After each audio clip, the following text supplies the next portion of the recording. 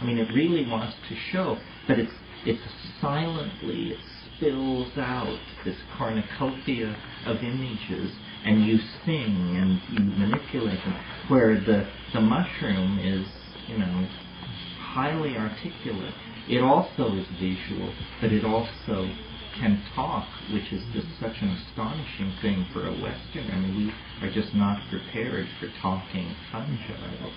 Have you tried the two together? The two together? I wouldn't do that, actually, because I think the monoamine oxidase inhibiting properties of the harmine would so intensify and synergize the psilocybin that you might find yourself swinging from the chandelier. And the shamans don't do that either. In the Amazon, and you can rarely get an ayahuasquero to give you the time of day regarding mushrooms. They always say, well, we use mushrooms when we don't have ayahuasca, but the caveat is, and we always have ayahuasca.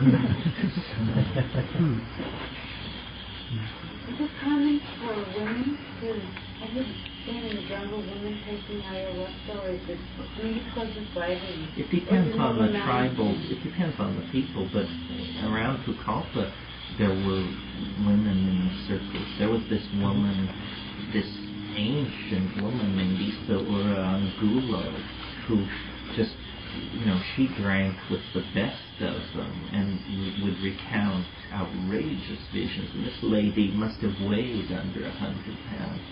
One of the shamanesses, or female shamans that we tried to contact in 76 is this famous woman who studied with Manuel Cordova Rios, the guy who wrote Wizard of the Upper Amazon. Her name was Juana Gonzalez Opie. He told us about her. She had come to him as a girl of 25 with leprosy, and he had taken her into the woods for 6 months and cured her of leprosy, which that you can cure leprosy with ayahuasca is definitely an unorthodox idea. And she became a major ayahuasquera in this area, and her stuff was said to be the best. But she had lost her hands and her feet, so the experience of taking ayahuasca with her was fraught with her presence, which was freakish in the extreme, especially in the flickering firelight. There's a sort of a new field of medicine, healing with sound, in which a person's voice is analyzed, a spectrum analyzer, and the missing notes are provided to that person, just either by singing or humming, or to get the person to just match the note that he's missing. Apparently will heal all kinds of ailments. And I'm wondering if you can see sound, if the curandero just can see by the sound that person's voice is making what's totally missing in his picture, and can sing the note.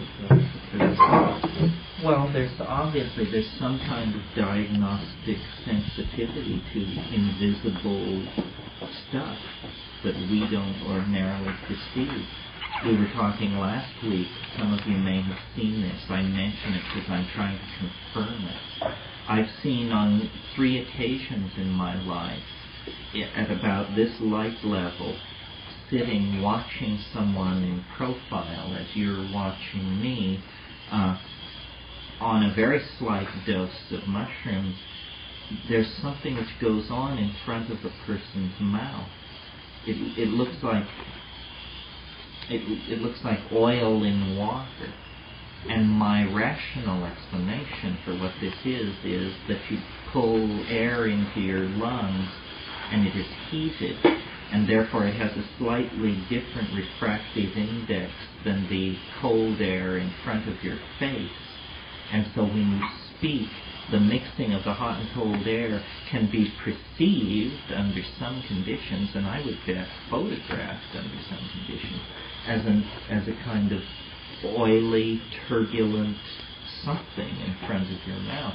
Well, is that cheerful explanation correct, or are we on the brink of something else, some more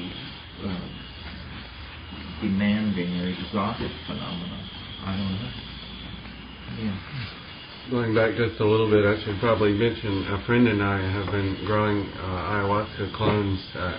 I guess it's from your clone actually for 3 years, and in the lack of the psychotria or DMT additives, my friend has reported numerous successes with shrooms. Adding the shrooms to the ayahuasca. Yes. What